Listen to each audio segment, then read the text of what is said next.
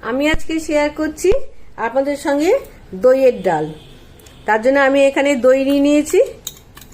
দইটাকে এবার খুব ভালো করে আমি ফেটিয়ে নিচ্ছি। দইয়ের মধ্যে আমি দিয়ে দিচ্ছি স্বাদ মতো নুন। নুনটা আপনারা আপনাদের স্বাদ মতন দেবেন। তারপরে দিচ্ছি হলুদ। এটাকে খুব ভালো করে এখন আমি ফেটিয়ে নিচ্ছি।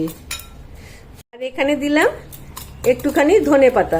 ওহো, আমি তো আমার ইন্ট্রোডাকশনটাই দিতে ভুলে গেছি। চলুন তাহলে কাজ করতে করতে ইন্ট্রোডাকশনটা দিয়ে দিই। Welcome back Thamma diary channel with another new recipe. দইটা ভালো করে ফেটানো হয়ে গেছে। এখন আমি এর মধ্যে দিয়ে দিচ্ছি একটু পরিমাণ মতো জল। জলটা আপনার যেমন পাতলা খাবেন তেমনই দিতে পারবেন। খুব সুন্দর দেখুন আমার হয়ে গেছে। এর মধ্যে ধনেপাতা কুচনো, নুন, হলুদ, একটুখানি আমি মিষ্টি দিয়েছি। গ্যাসের উপর কড়াইটা আমি আগে বসিয়ে দিয়েছি। কড়াইটা আমার গরম হয়ে গেছে।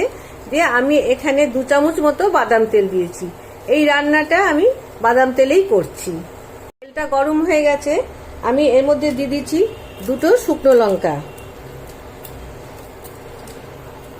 এবার আমি দিচ্ছি 1 চামচ মতো কলাইয়ের ডাল আর 1 চামচ ছোলার ডাল। দেখুন ফোড়নটা হয়ে গেছে। এখন আমি এর মধ্যে দিয়ে দিচ্ছি কিছুটা কারি পাতা। তারপরে দিচ্ছি সর্ষে ফোড়ন। এবার আমি দিচ্ছি হিং। হিংটা বন্ধুরা অপশনাল, আপনারা ইচ্ছে দিতেও পারেন, নাও দিতে পারেন। আগে থেকে কেটে ধুয়ে রাখা লম্বা লম্বা করে লাউ, ঝিঙে, রাঙা আলু এই সবগুলো ভালো করে একটু নেড়ে নেব।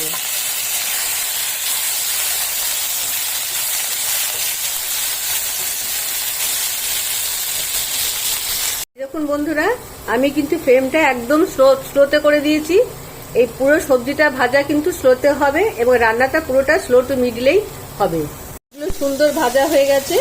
এবার আমি আগে থেকে ফেটিয়ে রাখা দইটা আস্তে আস্তে এর মধ্যে দিয়ে দিচ্ছি। দিয়ে এগুলো সবকে নাড়িয়ে দেবো সবজিগুলো দইয়ের সঙ্গে। এটাকে আমি এখন ঢাকা দিয়ে দিচ্ছি। ফ্লেম আমি একটু বাড়াবো, মিডিলে দেবো, ব্যাস। আর দেখুন ফ্লেমটা আমি অল্প একটু বাড়ালাম। এখন এটা ফুটুক। এই দেখুন বন্ধুরা, আমার ডালটা হয়ে গেছে, দইয়ের ডাল। আর সবজিগুলো আমার সব সেদ্ধ হয়ে গেছে। এই সময় আমি ঢাকাটা খুলে দিলাম, গ্যাসটাকেও অফ করে দিলাম। আসছি আবার একটুখানি পরে।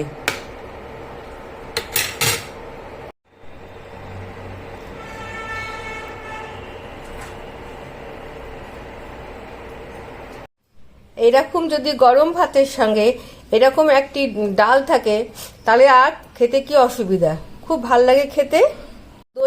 দইয়ের ডাল মানে দইয়ের মধ্যে ক্যালসিয়াম আছে। তার সঙ্গে দেখুন কতগুলো সবজি দিয়েছি, প্রত্যেকটা সবজি কিছু না কিছু ভিটামিনস আছে। ওটা একটা পরিপূর্ণ আহার এটাকে বলা যায়।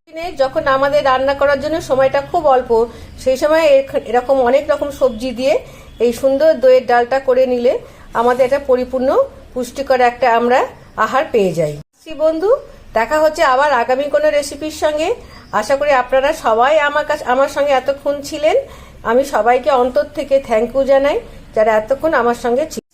Like, share, subscribe and press the button icon. আমার চ্যানেলটিকে আপনারা লাইক, শেয়ার এবং কমেন্ট করে জানাবেন যে কেমন লাগলো। আর যদি একটু বেশি ভালো লেগে থাকে তাহলে সাবস্ক্রাইব করে আমার পাশে থাকুন প্লিজ।